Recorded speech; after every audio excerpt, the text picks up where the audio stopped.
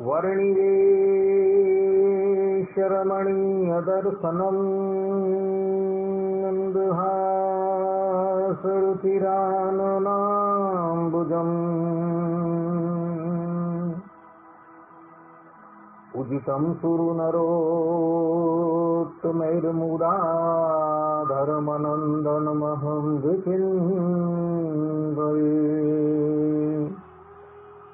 ओम श्री स्वामीनारायणाय नमो नमः। श्री हरि कृष्णाय नमो नमः। श्री सावरणे गोत्र तिलकाय नमो नमः। अस्मत् गुरु समारंभां नाथयामो मध्यमाम् लक्ष्मीवल्लभ पर्यन्तां वन्दे गुरुपरम्परा। वन्दे गुरुपरम्परा। सहजानंद स्वामी महाराज जय। श्री नारायण मुनि देवनी जय। श्री राधा विहारी लाल जय। श्री काष्ठभंजन देवनी जय। श्री विघ्न विनायक देवनी जय। श्री सिद्धेश्वर महादेवनी जय। हरिशरणम निखिल हेय प्रत्यनि कल्याण एकतान श्वेतर समस्त वस्तु विलक्षण अनंत कोटि ब्रह्मांड नायक श्रीदेवी भूदेवी नीलादेवी श्री राधा देवी समलंकृत सर्व अवतार न अवतारी सर्व कारण न कारण परब्रह्म परमात्मा भगवान श्री हरिनी महती कृपाथी मानव जीवनना सर्वोत्कृष्ट लाभ एवा सत्संगने माटे આપણે બધા ઉપસ્થિત થયા છે। ઉપસ્થિત થનારા બધા જ ભગવત ભક્તોના હૃદયની અંદર અપરોક્ષ રૂપે વિરાજમાન એ પરબ્રહ્મ પરમાત્માને હું સાષ્ટાંગ પ્રણામ કરી આજની કથાનો શુભારંભ કરું છું। ભક્તો, શ્રાવણ સુદી પૂર્ણિમા જે છે એ સનાતન ધર્મ માટે બહુ જ મહત્વનો દિવસ છે। આ દિવસે હયગ્રીવ ભગવાનનું પ્રાગટ્ય થયું હતું। હયગ્રીવ ભગવાનની કથા જે છે એ મહાભારતના શાંતિ પર્વની અંદર અધ્યાય 347 ની અંદર આવે છે તથા બીજી એક કથા જે છે એ દેવી ભાગવત સ્કંદ 1 અધ્યાય 5 ની અંદર આવે છે। આ હયગ્રીવ અવતાર જે છે એ ભગવાન શ્રીમન નારાયણે શા માટે ધારણ કરેલો હતો એ બધી જ બાબતો મહાભારતની અંદર અને દેવી ભાગવતની અંદર વિસ્તારથી વર્ણવેલી છે। વાત એવી છે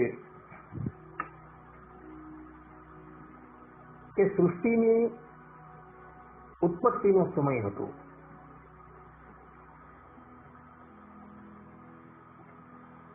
ભગવાન શ્રીમન નારાયણના નાભિ કમળમાંથી બ્રહ્માજીનું પ્રાગટ્ય થઈ ચૂકેલું હતું અને બ્રહ્માજી કમલાસનની ઉપર બિરાજમાન હતા। તે વખતે જો બ્રહ્માંડમ વિદધાતિ પૂર્વમ જે ઉપનિષદની અંદર કહેવાયું છે તે પ્રમાણે શ્રીમન નારાયણે જલની અંદર રહ્યા થકા બ્રહ્માજીને વેદનું જ્ઞાન કરાવેલું હતું અને ચારેય મૂર્તિમાન વેદો જે છે એ બ્રહ્માજીની પાસે ઉપસ્થિત હતા. એ વખતે ભગવાન શ્રીમન નારાયણની ઈચ્છાથી ભગવાન શ્રીમન નારાયણના કાનમાંથી, એમના મેલમાંથી બે અસુરો જે છે એ પ્રગટ થાય છે, જેનું નામ હતું મધુ અને કૈટભ. એ બંને અસુરો અતિશય વિકરાળ, દેખાવની અંદર અતિશય ભયંકર અને અતિશય ઉદ્ધત હતા, જેમનો આકાર જે છે એ એટલો બધો વિસ્તૃત હતો કે જેની કોઈ વાત નહીં. એ લોકો જેવા પ્રગટ થયા એવા જ કમલાસનની ઉપર બિરાજમાન બ્રહ્માજીની પાસે જાય. બ્રહ્માજી પણ એ બંનેનું રૂપ જોઈને અતિશય ભયભીત થઈ જાય છે અને આ બંને અસુરો જે છે એ વેદ જેના મિત્ર છે એવા બ્રહ્માજીના ચારેય વેદો જે છે એનું હરણ કરીને રસાતલની અંદર ચાલ્યા જાય.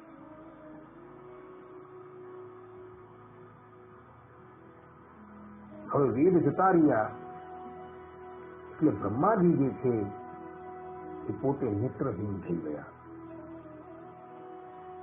કારણ કે જ્ઞાનરૂપી ચક્ષુજનું હરણ થઈ ગયું. તે બ્રહ્માજી હવે સૃષ્ટિ કેવી રીતના કરે? સૃષ્ટિની ઉત્પત્તિનો સમય હતો અને શ્રીમન નારાયણે બ્રહ્માજીને સૃષ્ટિ કરવાનો આદેશ આપેલો હતો, પરંતુ વેદોનું હરણ થઈ ગયું તો હવે સૃષ્ટિની રચના કેવી રીતના કરવી?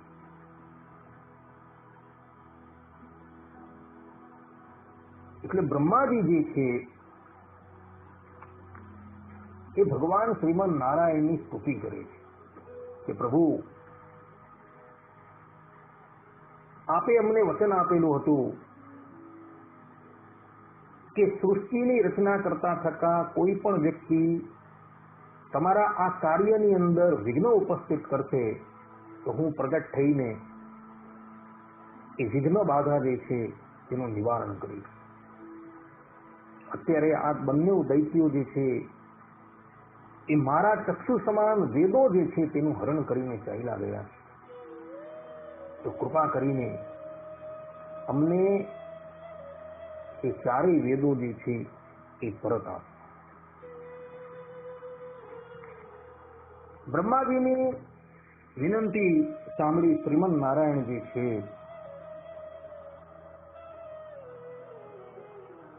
તેઓ જે નિદ્રાધીન હતા એ નિદ્રાનો ત્યાગ કરી જાગ્રત અવસ્થાની અંદર આવે છે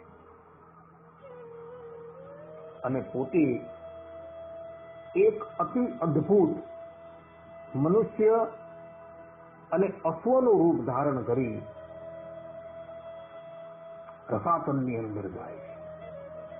ભગવાન શ્રીમન નારાયણનું મુખારવિંદર જે છે એ વખતે અશ્વનું હતું અને બાકીનો ભાગ જે છે એ મનુષ્યનો હતો. ભગવાનનું રૂપ તે વખતે એટલું બધું વિશાળ હતું કે એમનું મસ્તક જે છે એ વખતે સ્વર્ગલોકને આંબતું હતું.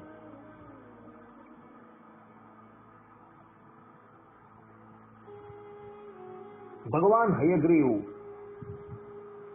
એ વખતે આ ઘોડાનું રૂપ ધારણ કરી રસાતલની અંદર પ્રવેશ કરે છે.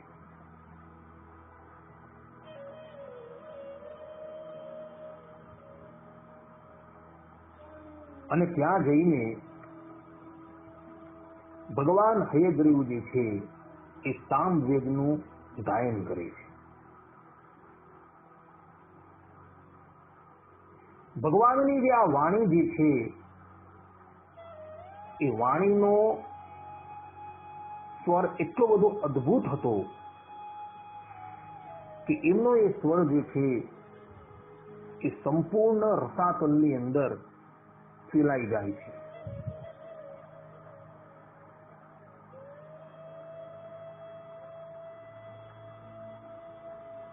અને આ સ્વરથી પેલા બંને જે દૈત્યો હતા ને એ દૈત્યો પણ મોહિત થઈ જાય છે.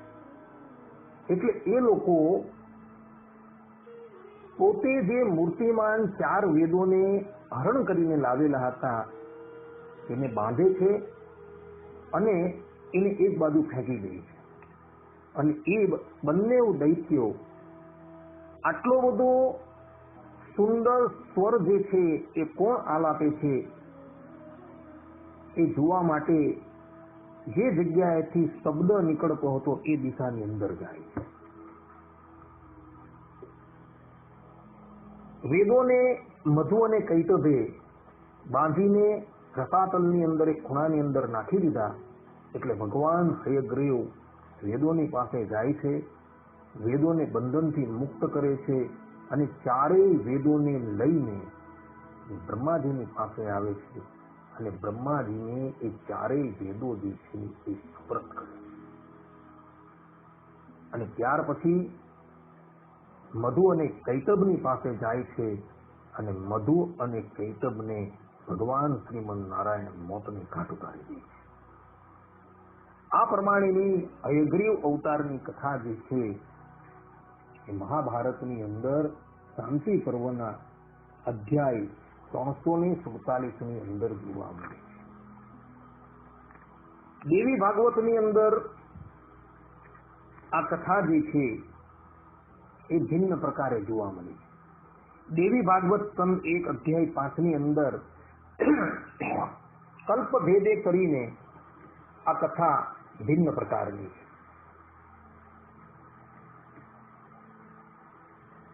વાત એવી હતી કે હયગ્રીવ નામનો એક દાનવ જે છે એ દેવીની આરાધના કરે છે અને દેવીની આરાધના કરવાથી એ દેવી જે છે એ હયગ્રીવ નામના દાનવની સન્મુખ પ્રગટ થાય છે અને એ હયગ્રીવને કહે છે કે દાનવરાજ, અમે તારા આરાધનથી અતિશય પ્રસન્ન થયા છે, માટે તમારા હૃદયની અંદર જે પણ કોઈ ઈચ્છા હોય એ અમારી સન્મુખ વ્યક્ત કરો. અમો તમારી બધી જ ઈચ્છાઓ જે છે એ પૂર્ણ કરો. ત્યારે હયગ્રીવ નામનો દૈત્ય કહે છે કે માતા, હું અજર અમર થઈ જાઉં એવું વરદાન તમે મને આપો. ત્યારે જગતજનની માતા કહે છે કે અસુરરાજ, જેનો જન્મ થયો છે એનું મૃત્યુ તો નિશ્ચિત જ છે, માટે એ સિવાય તમે કોઈ બીજું વરદાન અમારી પાસે માંગો. ત્યારે પેલો હયગ્રીવ નામનો જે દાનવ જે છે ને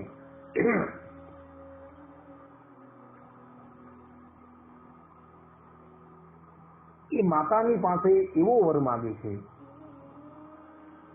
કે મારું મૃત્યુ જે છે એ હયગ્રીવ દ્વારા જ થાય. કારણ કે આ જે દાનવ જે છે એ દાનવનું મુખ જે છે એ ઘોડાનું હતું અને એના બાકીના અવયવો જે છે એ મનુષ્ય જેવા હતા. એટલે આ હયગ્રીવ નામનો દાનવ માતાજીની પાસે એવો વર માંગે છે કે જેનું રૂપ મારા જેવું હોય એવા મનુષ્ય થકી મારું મૃત્યુ થાય. આ પ્રમાણેનું વરદાન તમે મને આપો. દયામયી માતા જે છે એ ભવિષ્યનો વિચાર કરી ભગવાન શ્રીમન નારાયણની આજ્ઞાથી એ દૈત્યને તથાસ્તુ કહી દે છે અને ત્યાં જ અંતર્ધાન થઈ જાય. પછી તો આસુરી સ્વભાવને લઈને આ હયગ્રીવ નામનો દાનવ જે છે એ ત્રિલોકીની અંદર ઉત્પાત મચાવે છે.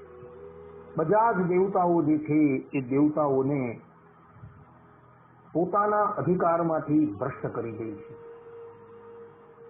અને અધિકારમાંથી ભ્રષ્ટ કરી દે એ બધા જ અધિકારોની ઉપર પોતાના સેવકોની એ નિયુક્તિ કરી દે છે.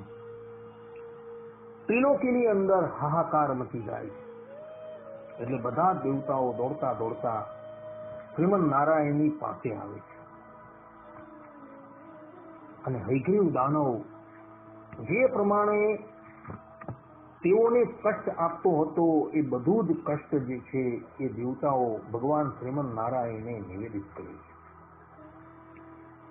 એટલે ભગવાન શ્રીમદ નારાયણ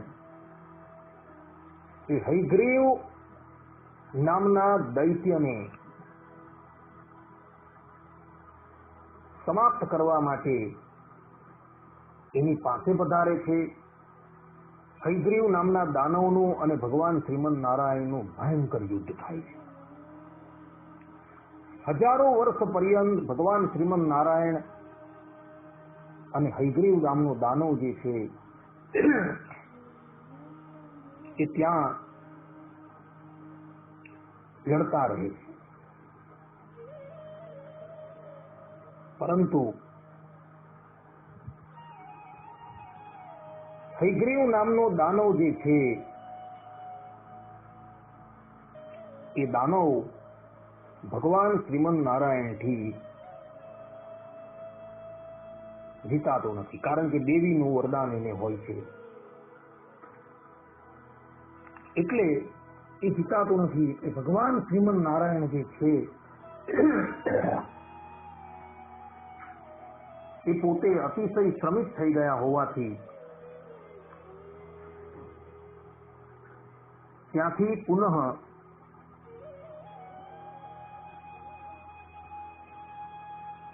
પોતાના લોકની અંદર આવે છે.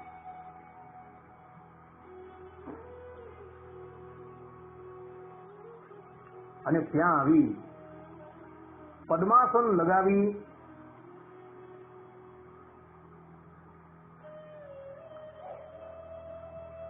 પોતાનું સારંગ નામનું ધનુષ જે છે એ ધનુષનો સહારો લઈને ભગવાન નિદ્રાધીન થઈ જાય છે. યોગ નિદ્રા ધારણ કરેલા ભગવાન શ્રીમદ નારાયણ કેટલોય કાળ પર્યંત યોગ નિદ્રાની અંદર જ રહે છે. ભગવાન ધનુષનો ટેકો લઈને પદ્માસન વાળીને સૂતેલા હોય છે. એવા સમયની અંદર ભવ બ્રહ્માદિક દેવતાઓ જે છે એ વૈકુંઠ લોકની અંદર આવે છે.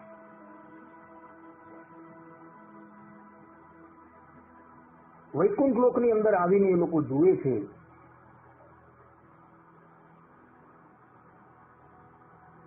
તો એ ભગવાન વૈકુંઠનાથ જે છે એ યોગ નિદ્રા ધારણ કરીને બેઠેલા હોય છે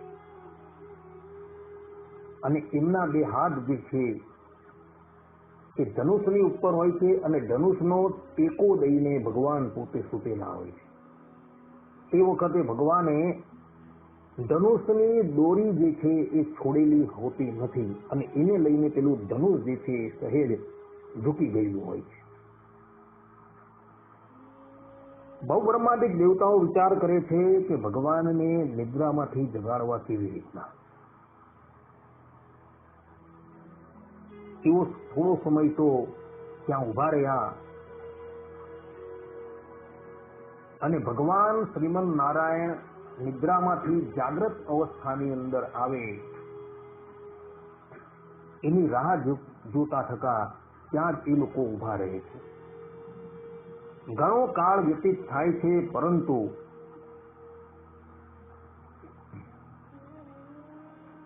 ભગવાન શ્રીમદ નારાયણ જે છે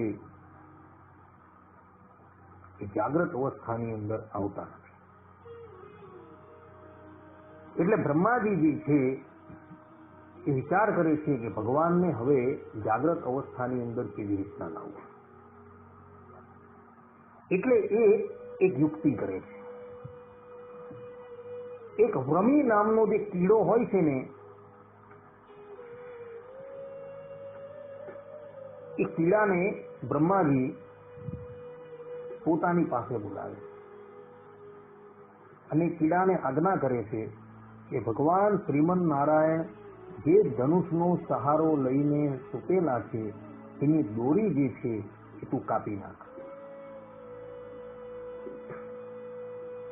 અને જેને લઈને દોરી કાપવાથી જે ધનુષ આમ ઝૂકી ગયું છે એ સીધું થઈ જશે અને એને લઈને ભગવાન શ્રીમન નારાયણની નિદ્રા ભંગ થશે અને એ જાગ્રત અવસ્થામાં આવી છે. ત્યારે પેલો કીડો જે છે એ કીડો કહે કે બ્રહ્મદેવ, હું કાર્ય તો કરું પરંતુ એમાં મને શો લાભ? ભક્તો, કોઈ પણ વ્યક્તિ કોઈ પણ કાર્યની અંદર પ્રયોજન વગર ક્યારેય પણ પ્રવેશ કરતા નથી. કઈ ઉદ્દેશ્ય હોય, એને કોઈ લાભ થતો હોય તો જ એ વ્યક્તિ જે છે એ કાર્યનું સંપાદન કરવા માટે તૈયાર થતો હોય છે. સામાન્ય આ કીડાની અંદર સ્વાર્થ રહ્યો હોય છે તો મનુષ્ય તો બુદ્ધિશાળી છે, એ પણ કોઈ પણ કાર્ય સ્વાર્થે કરીને જ કરતો હોય છે. એટલે આ કીડાએ બ્રહ્માજીને કહ્યું કે પિતામહ, હું તમારું આ કાર્ય કરું, આ ધનુષની દોરી જે છે એ મારા દંતોની દ્વારા હું એને વિદીર્ણ કરી દઉં, પરંતુ મને શું લાભ? ત્યારે બ્રહ્માજી કહે છે, મનુષ્યો તથા દેવતાઓ જ્યારે યજ્ઞ કરતા હશે અને યજ્ઞની અંદર જે આહુતિઓ એ લોકો આપતા હશે અને એ આહુતિ આપતા થતા યજ્ઞની વેદિકાની બહાર જે પણ કોઈક આહુતિઓ પડે એ બધી જ આહુતિ જે છે એ તારે ગ્રહણ કરવાની છે, અર્થાત કે એની અંદર તારો ભાગ છે. આથી હું નક્કી કરું છું કે યજ્ઞવેદીની બહાર યજ્ઞની અંદર હોમતા જે પણ કંઈક આહુતિઓ પડે એ બધી જ આહુતિ આથી તારી ગણાશે, અર્થાત કે એની અંદર તારો ભાગ. આ પ્રમાણે બ્રહ્માજીએ એ પેલા કીડાને વરદાન આપ્યું. એટલે પેલા કીડાએ જઈને ભગવાન જે ધનુષનો ટેકો દઈને સૂતેલા હતા એની જે પણસ, એની જે દોરી જે છે એ કાપી નાખી, અને જેવી દોરી કપાય એટલે ભગવાનનું પેલું ધનુષ જે છે એ સીધું થઈ ગયું, અને સીધું થતા જ ભગવાનનું જે મસ્તક હતું ને એ મસ્તકથી છેદાઈ ગયું.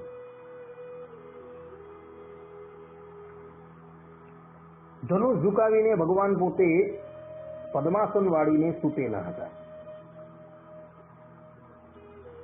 અને દોરી કપાતા પેલું ધનુષ જે છે એ સીધું થઈ ગયું, અને સીધું થતા ભગવાનનું જે મસ્તક જે છે એ ધનુષ આમ સીધું થતા કપાઈ ગયું સીધું. એટલે દેવતાઓ જે છે એ તો અતિશય ભય પામી ગયા કે આપણે જે કાર્ય માટે આવેલા હતા એ કાર્ય તો થયું નહીં, પરંતુ ભગવાનનું મસ્તક છેદાઈ ગયું હતું. હવે શું કરવું? બધા જ લોકો જે છે એ આશ્ચર્યચકિત થઈ ગયા. દેવતાઓના નેત્રોમાંથી તો અસુરોની ધારા જે છે એ વહેવા લાગી, એ જોર જોરથી વિલાપ કરવા લાગ્યા. એવા જ સમયની અંદર જગતજનની દુર્ગા જે છે એ એમની સન્મુખ પ્રગટ થાય છે, અને એ બધાને આશ્વાસન આપે છે કે તમે લોકો શોક ન કરો. વિધિનું વિધાન આ જ પ્રમાણેનું હતું.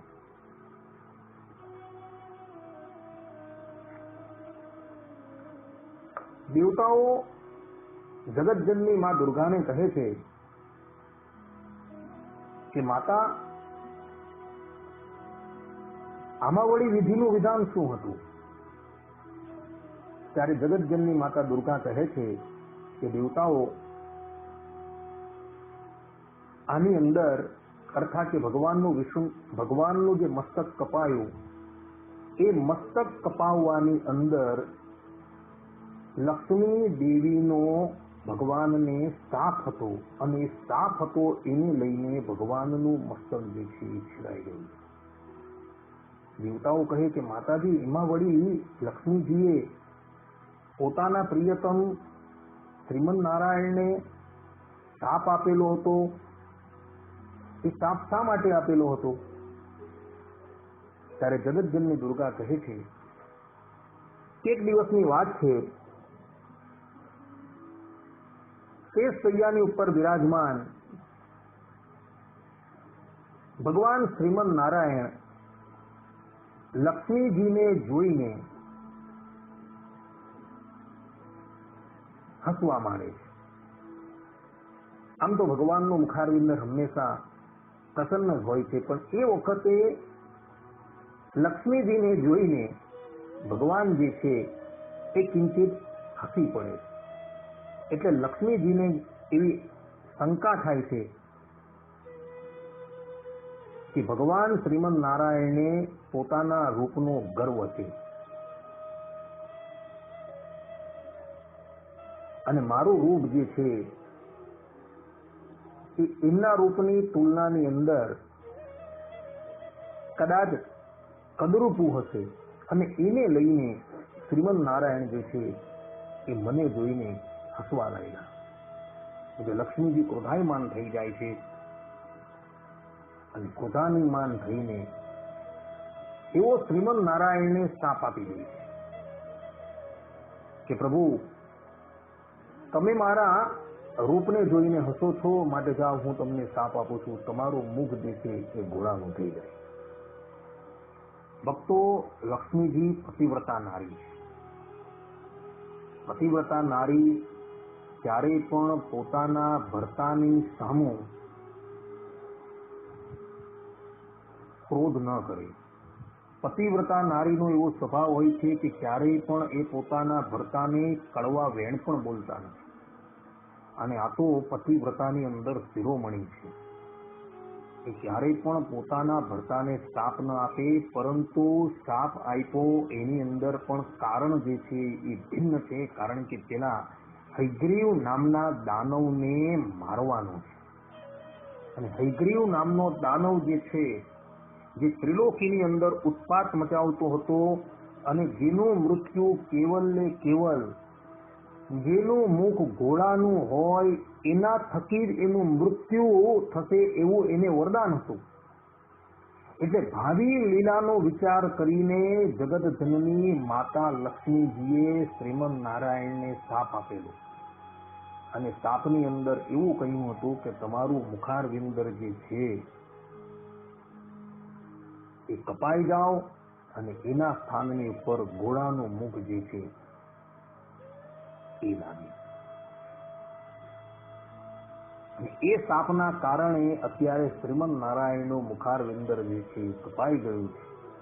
માટે હવે કોઈ ઘોડાનું મુખ કાપીને ભગવાન શ્રીમન નારાયણના આ ધડની ઉપર તમે જોડો, જેથી કરીને શ્રીમન નારાયણ જે છે પુનઃ પોતાની વાસ્તવિક સ્થિતિની અંદર આવી જાય.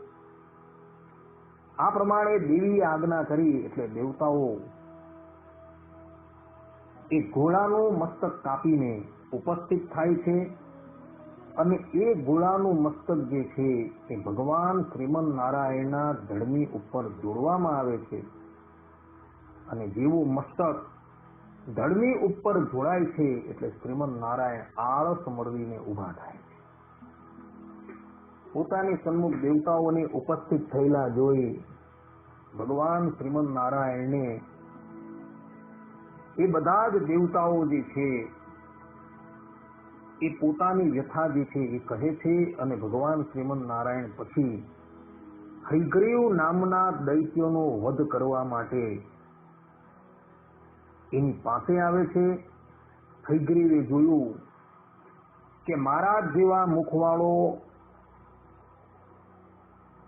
એક મનુષ્ય મને યુદ્ધની અંદર લલકારે છે.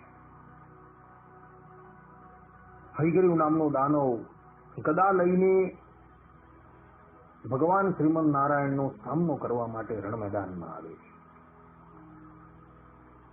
રણ મેદાનની અંદર હયગ્રીવ દાનવ અને હયગ્રીવ ભગવાનનું ભયંકર યુદ્ધ થાય છે અને એ યુદ્ધની અંદર હયગ્રીવ ભગવાન જે છે એ દાનવનો વધ કરે છે અને એને પરમ ગતિ આપે છે. ભગવાન શ્રીમદ નારાયણના હાથોથી જે પણ કોઈક દાનવ મૃત્યુ પામે છે એ બધા જ દાનવો જે છે એ પરમ ગતિને પ્રાપ્તિ કરે છે.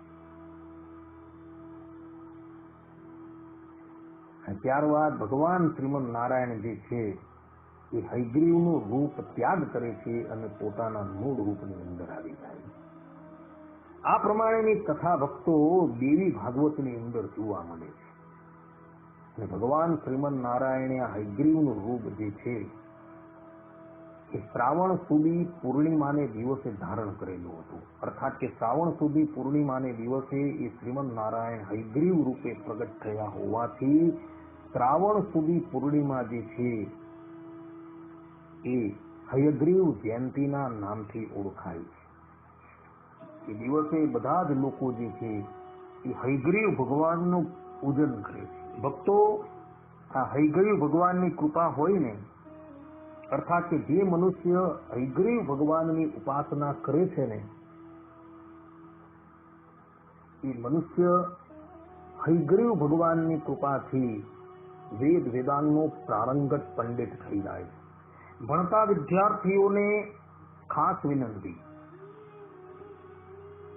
કે એમણે હંમેશા હયગ્રીવ ભગવાનની સ્તુતિ કરવી. આ વાત વેદાંત દેશિક આચાર્ય રામાનુજ સંપ્રદાયના છે, એઓએ પોતાના ગ્રંથની અંદર કહેલી છે વાત. તત્વમુક્ત કલાપની અંદર તથા શતદૂષણી નામના ગ્રંથની અંદર પ્રારંભની અંદર જ એવો હયગ્રીવ ભગવાનનું સ્તવન કરે છે.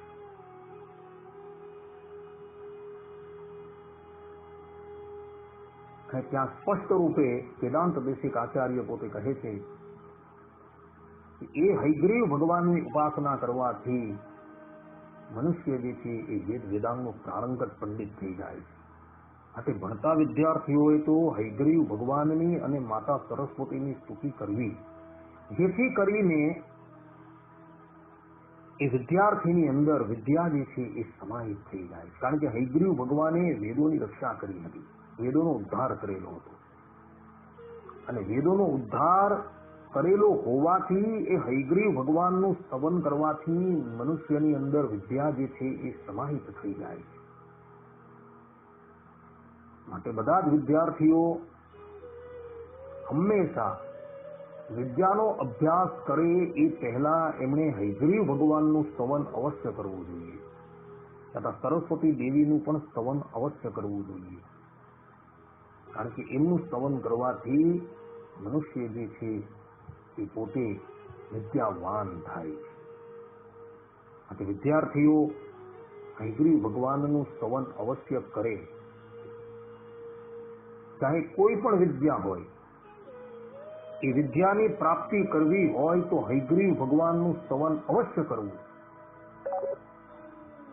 જેથી કરીને મનુષ્ય જે છે એ વિદ્યાથી અલંકૃત થઈ શકે. માટે હયગ્રીવ જયંતીને દિવસે બધા જ મનુષ્યો હયગ્રીવ ભગવાનનું પૂજન કરજો, એમનું સ્તવન કરજો, જેથી કરીને તમારી અંદર પણ હયગ્રીવ ભગવાનની કૃપાથી વિદ્યા જે છે સમાહિત થઈ શકશે. તમે બધા સત અસતના વિવેકથી સંપન્ન થઈ શકશો. માટે આ શ્રાવણ સુધી પૂર્ણિમાનો દિવસ જે છે એ હયગ્રીવ ભગવાનની જયંતીનો દિવસ છે. એ દિવસે એક દિવસ પૂરતી પણ હયગ્રીવ ભગવાનની આરાધના કરજો. એના મંત્રો જે છે એ શ્રીમદ ભાગવત આદિ ગ્રંથોની અંદર બતાવવામાં આવેલા છે. મંત્ર આદિકનું ઉચ્ચારણ કરતા નથી આવડતું તો ભગવાન જે છે એ તો કેવલ ભાવના ભૂખા છે. ભાવમ ઈચ્છંતિ દેવા, દેવતાઓ કેવલ ભાવ જ ઈચ્છે છે. માટે ભાવથી એમને પ્રણામ કરજો તો પણ હયગ્રીવ ભગવાન તમારી પર પ્રસન્ન થશે. આ પ્રમાણે હયગ્રીવ અવતારની કથા જે છે એ પુરાણોની અંદર જોવા મળે છે. અસ્તુ.